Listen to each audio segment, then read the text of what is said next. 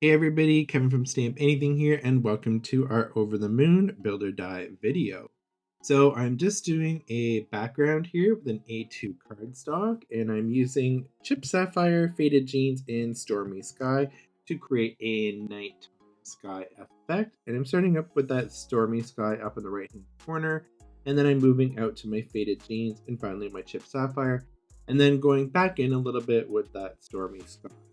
Then we're gonna add a little bit of water to spray on there and some distress ink, and then just to give it that little stormy sky back. So here you can see our die, and it has instructions on the back on how to build it.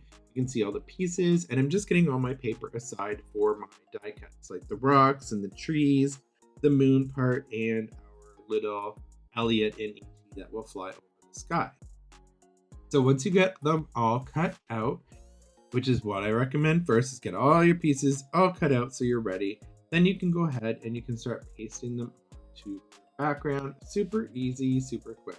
So I did add a little bit more green to my background, and then I inked up some of my trees and actually all my pieces to give them a little bit more texture, just to get everything to kind of come alive a little bit more.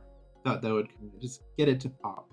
So here I am piecing the moon together super quick. This whole process is super easy, and using these dies, they just cut out awesomely and it goes like a dream. And then I'm finally just putting it on some black cardstock, and I hope you enjoyed this video.